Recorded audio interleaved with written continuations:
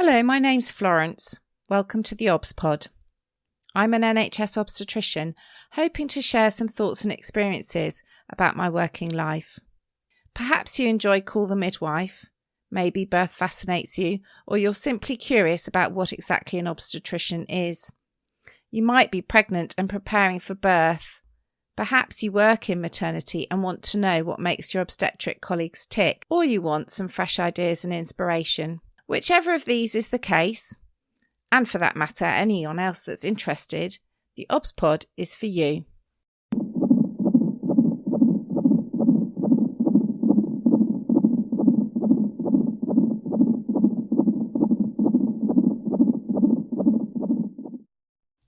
Episode 177, Be the Difference, a chat with Catherine. Today, we are welcoming to the podcast Catherine MacLennan of the Vilomah Foundation.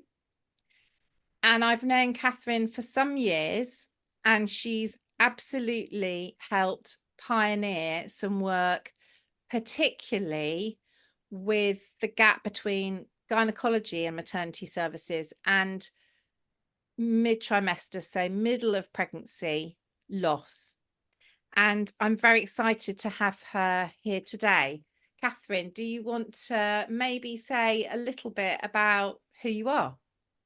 Yeah, well, Catherine, and I'm founder of the Vilomah Foundation, which is a charity that supports people who've gone through pregnancy loss, but also people who are pregnant after loss. And we offer free one-to-one and group support to those people as and when they need it. Fantastic. And I've seen you're busy on Instagram, and there are lots of Eventbrite links people can book into to get that support. Just on the website, which is www.thevilomahfoundation.org.uk. Anyone who wants to access the service, the link's on that page. Perfect. And I can put that link into the show notes. So I'm going to go back in time a little bit, because we first met via Jill Phillips, aka Who's Shoes, and she met you on a train. Do you want to tell us a little bit about that train journey? Sort of like I'd seen Jill and communicated with her in the Twitterverse, and we were at a Twitter event in Manchester, I think it was. And at the end of the day, we were both going to get the train, and we were actually getting the same train. So we sat together, and I found out a little bit more about what she was doing with the Who's Shoes maternity. And I shared my story with her. I think she's probably the only person that sat and listened through my whole story. So sort of like, I bent her ear a bit for the whole journey back. But it was sharing my story. So I've experienced 6 pregnancy losses. 3 of those are in the second trimester. And I'd had very different experiences of care. So sometimes it was very, very good, and sometimes it was very, very bad. And that's what I was sharing with Jill, was those experiences, and particularly around how I was treated when I went through my second trimester loss through gynae, and how I was treated when I went through my second trimester loss with the bereavement suite. So the experiences were so different. And when we were talking, Jill was, her brain, you could see her brain was turning over, and she was up to something. And at the end of the journey, she just said to me, I don't know if there's anything I can do, but if I do think of anything that I can help, with you, I'll get in touch. And I thought, well, I've shared my story, it's there, it's done. And didn't really think much more of it. And then I got a phone call to say, Flo and I've been talking, and at this point, I knew you through Twitter as well, but I hadn't actually met you at this point. And I've had this idea, and she said, we're going to do a Who's Shoe special, which will look at one of the threads that they'll look at is people who've experienced second trimester loss. And that just began a huge journey into what turned out to be an amazing resource, but was an amazing experience as well. So we met up, and I'd got together a small group of people who I knew through the support work that I was doing, who'd experienced second trimester loss as well. And she came along with Anna, the amazing illustrator, and we just explored what the losses meant to us. And it was in a really amazing space called Shakti Women. Unfortunately, it doesn't exist anymore, but the room itself was very empowering because it had lots of really great signs, like just images of affirmations and things like that. So there was a very positive vibe in the room, that it was a safe environment. And so there was 6 of us, and we just explored what our losses had meant to us, what we've been through, the things that had caused us distress. Everyone in the room had post-traumatic stress disorder from their losses, and none of us really had any support following our losses. We'd been left abandoned to just get on with life and navigate that ourselves. And there was laughter, there was tears, but it was a really empowering space to be in. And Anna captured all of that in an amazing graphic. And we looked at things like language, particularly. Language was a huge thing. And I know that that's been quite big in the maternity workshops that have been done around Who's Shoes in other areas as well. But phrases like incompetent cervix, spontaneous abortion, things like that had been used in our experiences of our losses, and had felt quite sort of like brushed aside, that it wasn't really anything to worry about, and it's just one of these things that happens. Whereas for you, it's a devastating experience, and there wasn't the support in place there to do that. And we all had different experiences from being in gynecology, or each hospital was different. So some people were seen under gynecology, some people were seen under maternity services, delivery suite. So it depended on how many weeks you were as to where you got seen. And that was quite distressing for everybody, because some people had actually been on a maternity ward. I myself was on a bay with other women who had hysterectomies and polyps removed, and sort of like, it was just the worst place to be. And sort of like, everybody did their rounds and you were just left to your own devices, really.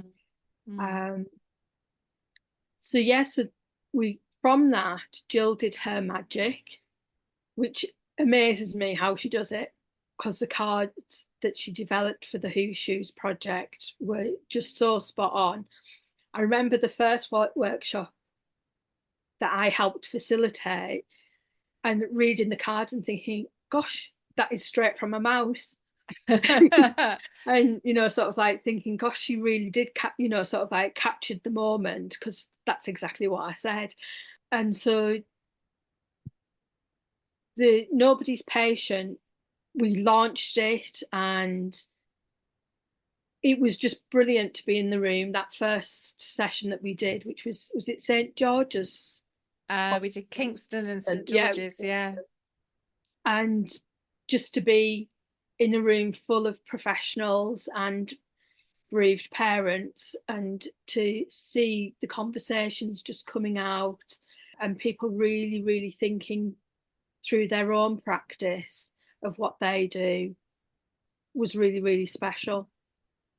You're right. What happened sort of from my side was this maternity Matex Challenge Fund came out. I think it was about a week after you'd met Jill. And we were thinking, oh, how do we put in a bid for this? What would we like to do to kind of develop some further resources on top of the work we'd already done in maternity? And it was your story and Lee Kendall's story Yeah. that just immediately we both thought, these are women that are falling through gaps in care, women that are between gynecology and maternity, and women that are between neonatal and maternity, and women that are between critical care and maternity. And the Nobody's Patient title came from a tweet someone wrote that I saw about feeling like she was nobody's patient. And your story was so powerful. I mean, I definitely have learned a lot from you. And even now, there's that arbitrary before 18 weeks is gynecology and after 18 weeks is maternity. And it's just a line in the sand, isn't it? And I definitely think things have changed as a result of our project, but also people are still using the cards. So like you say, that stuff that came from your mouth that Jill and Anna and we captured with you, people are still using it in workshops. For example, Jill and I just did a series of workshops in southwest London, and Croydon decided to focus on the Nobody's Patient resources for their workshop. So that's a whole nother team suddenly exploring that topic and those issues. The project was 2016, but the ripples are still Yeah. going. Absolutely. And that's great. That's what's, sort of like the fact that people are still using the game to explore the issues, and and they are still there, although things have, as you said, they've changed immensely since then.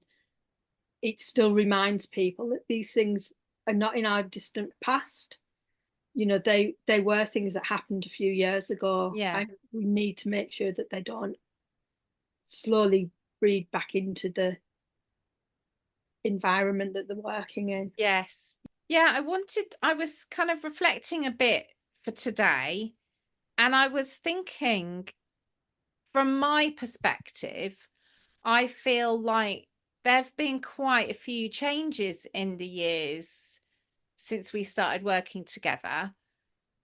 And I was interested to know whether you feel that as well, because, that's the power of co-production, isn't it? I, Yeah. as a doctor, can say, well, we've made this, that, and the other improvement. But actually, do you feel that there have been positive changes? I think with the national care bereavement pathway, that it's really highlighted the need for care across gynae and maternity. And I think with, sort of like, I think every hospital in England's now signed up to it. Mm. So that gives very clear guidance on how people should be interacting with people who've experienced loss. Mm. And I think it's working, from what sort of like what I hear, it's working. But I think that's where those are the places that have actually, the hospitals that have invested in their bereavement teams. Mm. So where bereavement teams are very active, then it seems to have made a huge impact. Yes. Not every hospital has a full-time bereavement team. Yes. So until everywhere has a full-time bereavement team, then there'll still be gaps in the service. Yes.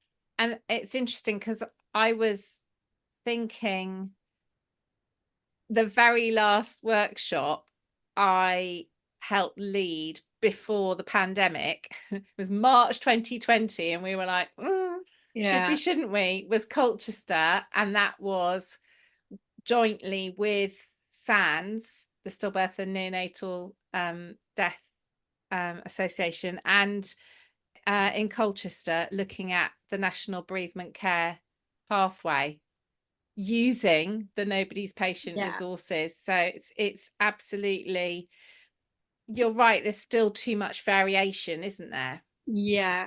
And I think sort of, there's still that thing between the cut-off stages of what's gynae and what's maternity. Every hospital does need to have a bereavement suite that just deals with loss. Yes. That isn't about what department it falls under. Yeah. Or there has to be a parity between how people who go through earlier losses and people who go through later losses are treated. Yes. And not everybody wants to be, the other side of it is not everybody wants to be on a bereavement suite. Yes. Some people just want to get into hospital, get out, be over and done with.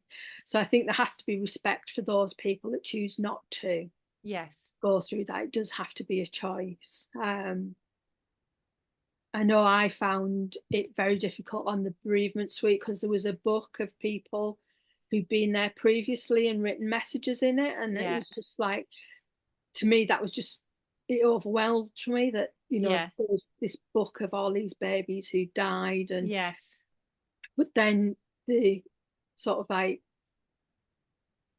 being away from the ward and the delivery suite meant that I wasn't interrupted with babies. Yeah, I mean, it's back to the same for everything, isn't it? It's about individualized, personalized care of what's right for you in that moment, and you staff being able to offer you choices and read, what works for you, what doesn't work for you. Because I agree, I've had certainly looked after people who are, I don't want to see my baby, I don't want to do anything, I don't want any memories, and then others who may have had a much earlier pregnancy loss but who feel they do need something tangible. And I think we can be still quite dismissive, particularly of early loss, or earlier, maybe I should say earlier, like first trimester. That's still potentially 2 or 3 months of, there's that visualization, isn't there? Imagination of that baby that you imagined you were going to have. And I think that's the thing, is most people they're trying to have a baby, so they've gone through an emotional process of saying, right, we're ready, this is what we want. And then when you get the pregnancy test, straight away you've got dates in your head. And so you've got the dates for your scans, you've got the dates for your due date, and then you're thinking ahead to, right, what schools am I going to need to think about? And all of those things come into play within those first few weeks of a pregnancy. So it's not just that they've lost a 2-week pregnancy, they've lost all of those hopes and dreams that they had with it. And I think that's where the impact of a pregnancy loss isn't recognised, for why it does, impact people who do have those earlier losses. And, sort of like where people have had a scan maybe at 6 weeks because they've had a bleed and they've seen a heartbeat. They've seen a heartbeat. So when they lose their baby at 8 weeks, it wasn't expected because they'd seen a Yes. heartbeat. Yes. And, sort of like we get told not to tell anybody before 12 weeks. And I really don't agree with that. It's a very personal thing. And I think people have the choice to tell or not tell. But I think by telling people, you have that support in place if things do go wrong. Yes. Yeah, that's a very good point. I'm not saying tell the world and, do a Facebook, Yeah. sort of Yeah. announcement, but to tell people who are close to you so that if things do go wrong, you've got some support in place. Yes. Yeah, that's very true. And I definitely see that even later than 12 weeks, women saying, but I hadn't told work yet. Yeah. And then there's that thing of, how do I explain, not only am I suddenly off sick, but the emotion you might be going through when you've been pregnant for 4 or 5 months, but nobody knew. And then I know you've been doing some work with organizations in terms of, well, how do you care for that person that's working for you if they're in that situation? And I think there's a lot there. I remember vividly the thing from you about the social media posts at back to school time, September. Here's my little gorgeous child going back to school or starting reception. And I really remember you putting out a post which was your 6 children that obviously were not going to school. And I can't remember if they were silhouettes, but do you remember what I mean? That you had a picture of 6 children, not babies, children that you'd lost and that weren't able to have that back to school celebration, etc. And I found that immensely powerful. There was something about that in my brain, something flipped in terms of how I understood what you'd been through, I think. Yeah. And I think for everyone it's different, isn't it? But I'm quite a visual person, so maybe that's why that post and that picture kind of made me suddenly think, wow, oh, yes. Yeah.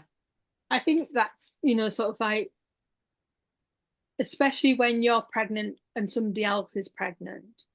So I've always been pregnant when somebody else is pregnant that's close to me. So you see them going to nursery, you see them going to school. Yes. And last year I was having a wobble and I was trying to work out why. And it was like, I was messaging my niece to say, how's it going with your studying for your GCSEs? Yeah. And then it hit me that I should have been sitting with my child, helping them through their GCSEs. Yes. Because there would have only been 2 months difference in their age. Right. So it was like, even though it was 16 years ago, yes, it still hit me because it's like, I haven't experienced that.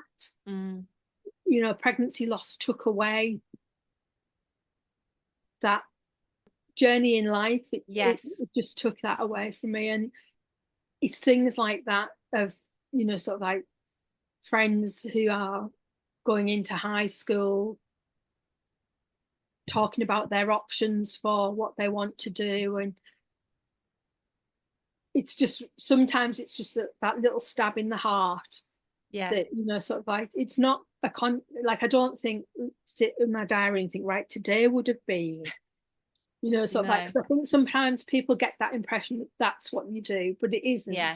It is that sort of like, you're just doing something and then all of a sudden it'll be, I should have been doing this with, and I'm not. And there's a sadness there. But with the years, it doesn't break you like it did in the early days.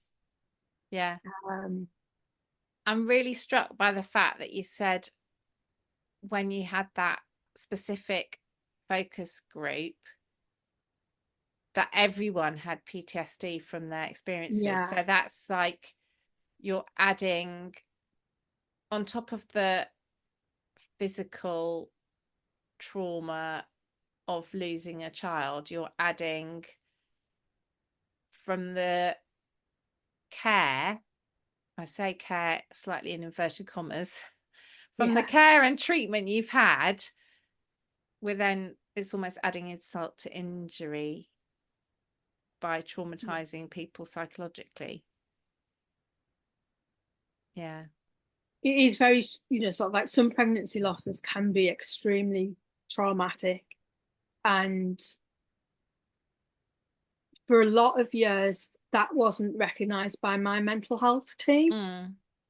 They were just, oh, she's got complex grief. Right. I was really struggling with flashbacks. Like I couldn't get out of the house because certain noises would trigger me. And it took for me to actually, I ordered a book offline on PTSD and how to manage it. And I thought, this speaks to me more than anything spoken to me. And I went back to my psychologist and said, this is really helping me. This is, sort of like if I go through this list, this is what I've been through. And then they started working with me around PTSD. Right. But that was a good 4 years before they did that. Wow. So you've got, and with me as well, because I'd gone through 6 losses, although the last 2, there wasn't any trauma involved. They were earlier losses.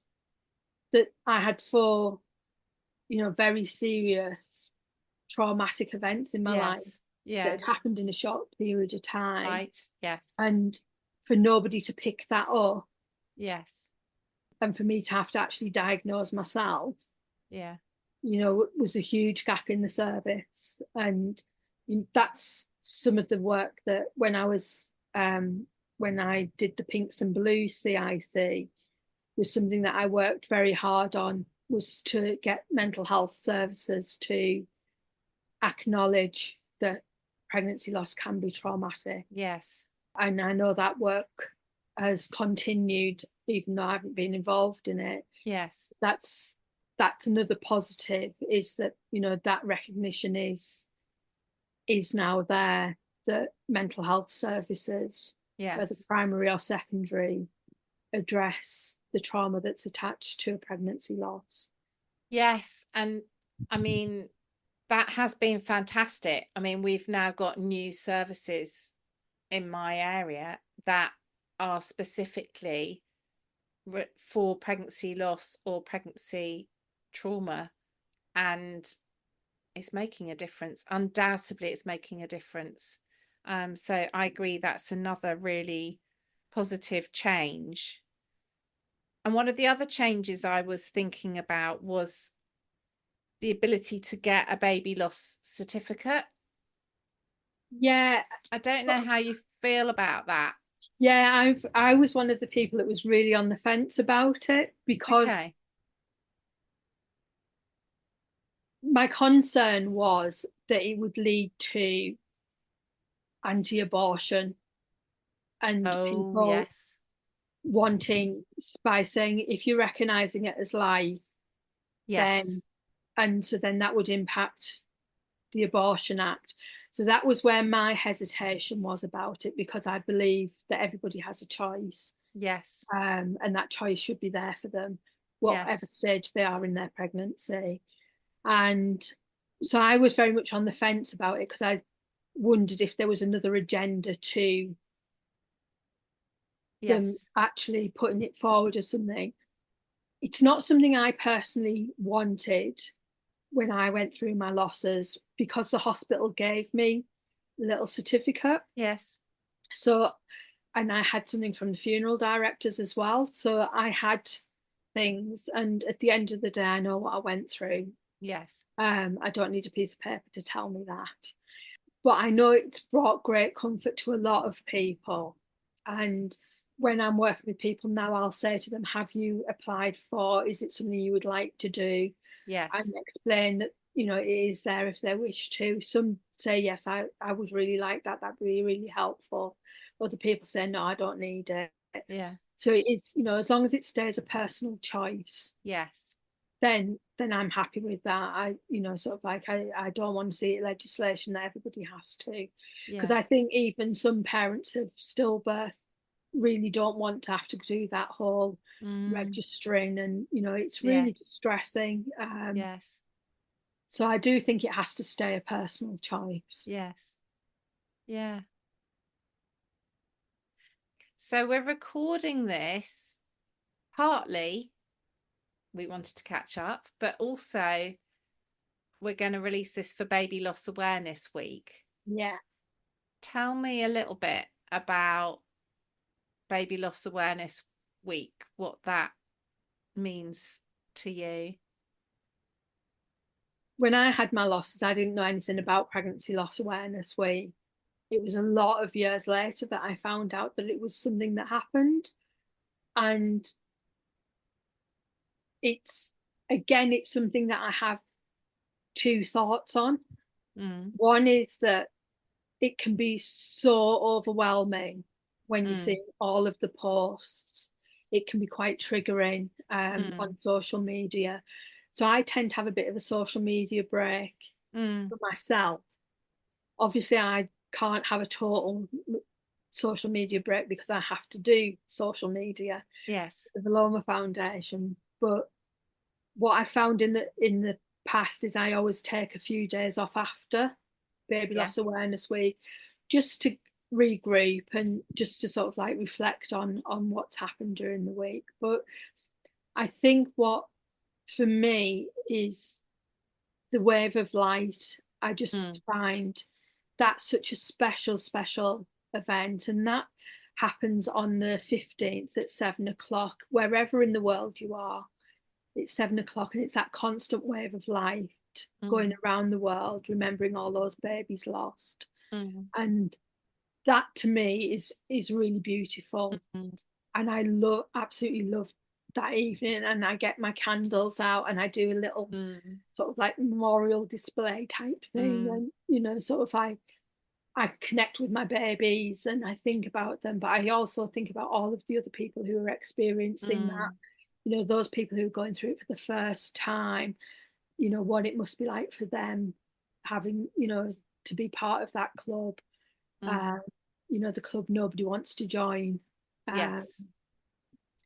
And I think it is really important to have an awareness week because people are more open about it, and it helps people, those who are in your network, to understand what baby loss is about. And you know, I think it challenges workplaces to really think about how they support their staff. I think it challenges the hospitals to recognise it. I think one of the things that I found really difficult was in my local hospital on Baby Loss Awareness Week. It was in a little room off away from the main hospital. And I was like, well, you didn't do that for Down Syndrome Day. You didn't do that for prematurity awareness.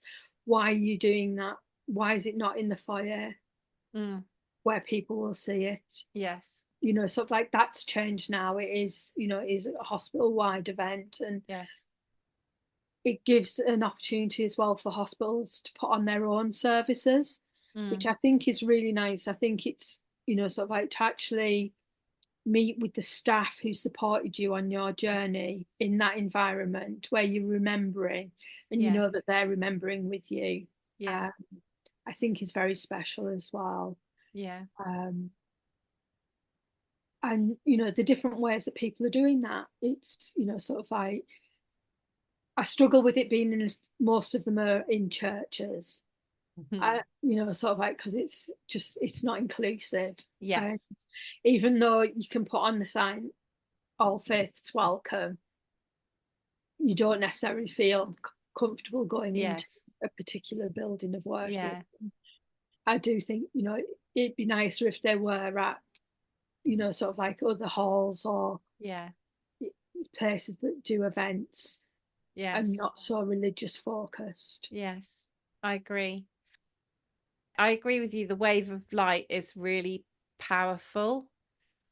And I quite like that in the same way you've just talked about for the staff, because I personally have not experienced baby loss myself, but I have experienced a lot of baby loss at Yeah, my work, and I'm able to participate in that wave of light. And I can tell you, I can name a lot of babies. yeah, And that it's really nice to do that wave of light and think about them, because it does emotionally touch you as a member of staff. We're human. But I always find it slightly tricky because it's a taboo subject and we need to talk about it. And I have people that come to clinic and go, until I experienced it and lost my own baby, I didn't really know about it. And now everyone's talking to me about it because everyone's coming out of the woodwork and sharing their stories. So it's so important to have that week. But equally, like you say, you don't want to overwhelm people and you don't want to frighten people who are currently pregnant. It's a hard yeah, balance. It really is a hard balance, but I think it's such a great thing to do. I can see why it'd be triggering, and I can see why you might need a rest from it or take time out of it, because it's so widespread, isn't it? yeah, And the lighting up of buildings and all this stuff that's kind of yeah, it's progressed to, it's a lot. But I think it's something that I feel has grown and hopefully helped people be able to talk about yeah. their loss. So tell me a little bit, the Vilomah Foundation. So the first thing I'm interested in is, what's the name? Vilomah Foundation. Where does that come from? Right, Are let you me just, able to share that? yeah, I am. I always forget exact wording, so I'll just get that. Okay. Tell me why the Vilomah Foundation. So, as you know, I previously had the Pinks and Blues as a CIC, and people had opinions about it being the Pinks and Blues. And so Okay. I got that. My thing with the Pinks and Blues was that it was around the colours of the baby loss awareness ribbon. Yes. Yes. And the pinks of the highs and the blues of the lows. Yes. Sort of like the CIC ended due to COVID. And so I took some time out and was thinking, what do I want to do? And the first thing was that I needed to look after myself. Yes. So I didn't do anything for about a year, I think it was. And then I started getting itchy feet again and thinking, I need to do something. Yeah. And it hadn't worked as a CIC for a number of reasons, but one of the main reasons was because we weren't a charity, people wouldn't fund us. Okay. So the first step was, I'm going to set up a charity. Right. And I was reading something and it had the Sanskrit word for it. And it was another foundation or something, and it was a Right. Sanskrit. And I thought, oh, I wonder if there's a Sanskrit word for pregnancy loss. Right. So I searched online and it came up with Vilomah, Oh, okay. because it means against the natural order and is used to describe a parent who has lost a child. The word captures the idea that it's against nature for a child to die before their parents. Some say that the word helps to identify with the complex grief and joy that parents experience when they have a child and then lose them. Wow, I'm blown away. That is, I had no idea. What a powerful word and what a Yeah. great name. So yeah, so it's sort of like when I saw that, I was like, this is just meant to be. Yes. because I've been struggling, thinking of, and sort of like most baby loss charities will name them after their baby that they've lost because it's been a stillbirth. Yes. Whereas I've got 6, and who do I Yes. pick? Yes. It's always been a bit of a dilemma for me. Yeah. So when I came across this word, I was like, this is meant to be. This is Yes. like, it's such a perfect explanation of what pregnancy loss is. Yes. Because we grow up with the fairy tales of everybody gets married, everybody has babies, and everybody lives happily ever after. Well, Yes. actually, it's not like that for some Yes. people. Yes. What a brilliant name. And you've managed to get some funding, I believe. Yeah, so I knew this time that I had to have a year's funding in place to go to make it, set it up and make it happen.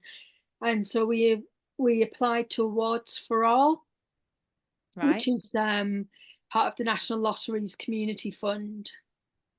And we put in for sort of like my time to um, project manage and publicity, web page, volunteer expenses, workspace for me so I can go to a co-working space and I'm not at home all the time. And so we've got that, and that's through till May next year. So we were really lucky to get that funding because it is really, sort of like, it meant that I didn't have to do the web page, for example.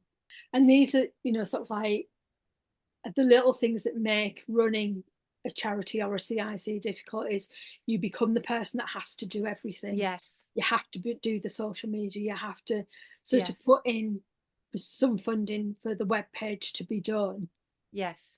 Took a huge amount of work off me because I'm Yes. not the most IT proficient in terms of doing things like web Yeah. pages. Yeah. So things like that. And then just like the workspace, sort of like working from home. Some days I just need to go out of the house and Yes. sit in a space where I can just get my head down Yes. and get on with everything. That's phenomenal. You're so, what's the word? I hate the word resilient, but it's that thing of you're so determined, Catherine. Yeah. Like I could see you when you popped up on social media as the Vilomah Foundation. I was thinking, oh, what's Catherine up to? This is a new chapter. And you're just kind of pushing forward always. I'm so admiring of your kind of grit and determination at improving things. Yeah, congratulations. It's amazing. And how's it going in terms of your sessions? Are you getting We've people, the It's been a word slow spreading? start. We've sent out 3,000 leaflets to Yes. hospitals and GPs to let them know that we're offering the service. And Yes. we do it all via Zoom now as well, because that was the other thing with the Pinks and Blues, was it was face to face. Yes. Venues were expensive. There'd be a 2-hour session, add on my travel time in onto that. You've lost a day nearly. So doing it via Zoom is so much more effective Yes. time wise. And we have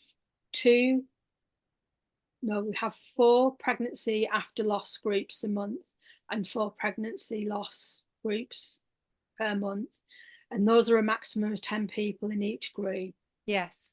And then I do individual one-to-one sessions for pregnancy loss or for pregnancy after loss as well. Yeah. So that funding that we got means that I can actually put my time into doing those sessions. Yes. It's been a slow uptake. Yeah. But that's okay. I know that it takes time for word to get out, and I'm not too worried about that. Yes. That word is now getting out, and I'm going to be one of the things that the Vilomah Foundation does as well is workplace training. Yes. So one of the things is to offer workplaces some of those sessions for their staff. Yeah. As well to access. Yes. So we're getting out, the publicity is getting out via another avenue. Yeah. Brilliant. Really brilliant. I'm really excited to see where you go next, and kind of, yeah, sky's the limit. Yeah, it is. It's really exciting. And So one of the things that came out of the Nobody's Patient project that we talked about earlier was a fantastic poem that Catherine wrote and read at the Nobody's Patient workshops. And it's a great poem because it really demonstrates what a difference any person can make in that journey, the little things that make a difference. So, Catherine, would you like to read your poem? yeah, such special people. The doctor who guided me through every aspect of my care and gently told me there was nothing that could be done for my baby, who, when he returned on shift, came into my room and simply said, "I am so sorry." The paramedic who gently took our baby from my hands and said he would make sure our baby was looked after, but he needed to look after me right then. The A&E nurse who asked us if we would like to see our baby and hold her. The healthcare assistant who painstakingly tried to remove all traces of dried blood from me whilst allowing me my dignity. The student midwife who sat with me in the hours I still had hope, and when that hope had gone. The midwife who brought our son to us, showing us the utmost respect for him and us. The porter who gave my shoulder a squeeze when I was being taken for a scan. The consultant who rang every morning and night, despite having seen me at least 3 times during the day, and coming in on his weekend off to see how I was. The GPs who have just been there and fought for me when I couldn't do it for myself. The psychologist who went above and beyond to sit with me in my pain and sadness. The pathologist who arranged for us to bring our baby home and told my husband he knew the pain as he had been there too, and it was okay for him not to be strong all the time. It's such a wonderful poem. It's so moving, so special. You're absolutely right. Thank you.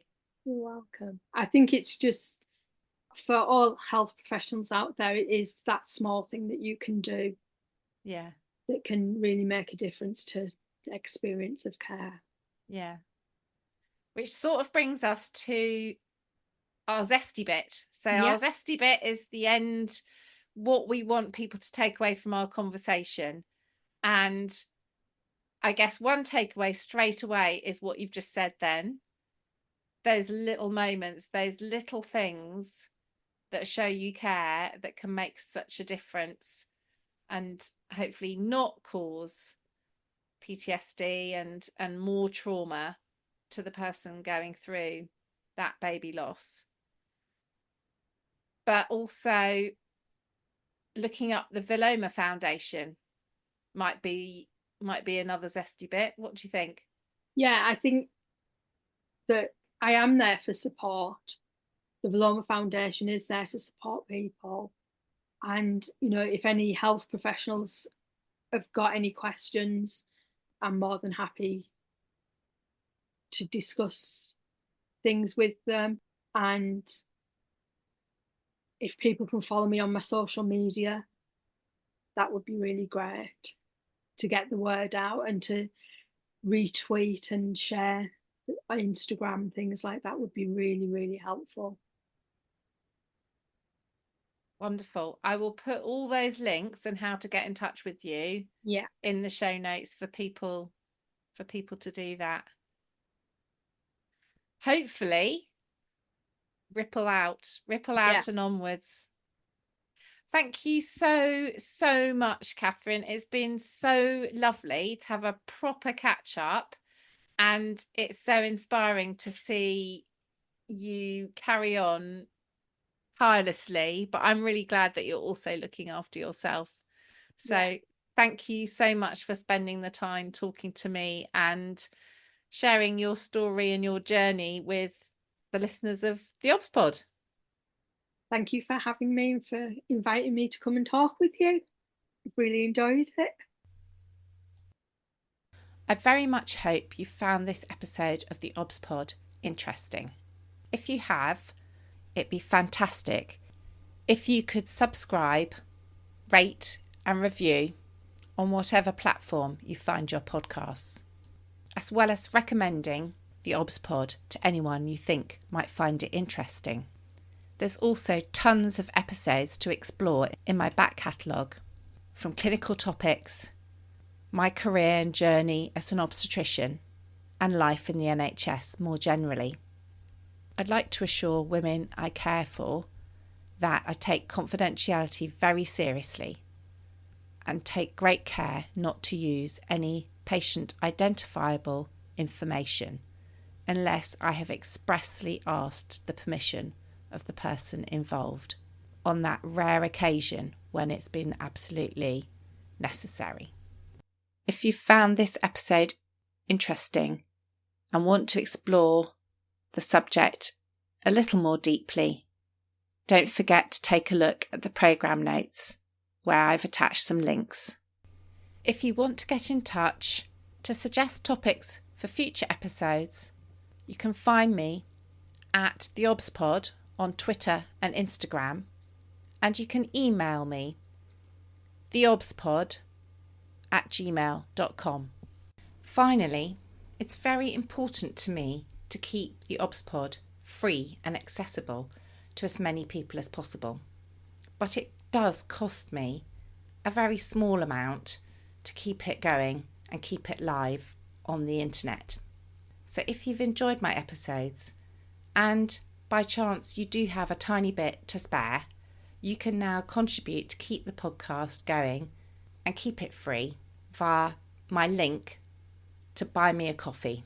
Don't feel under any obligation, but if you'd like to contribute, you now can. Thank you for listening.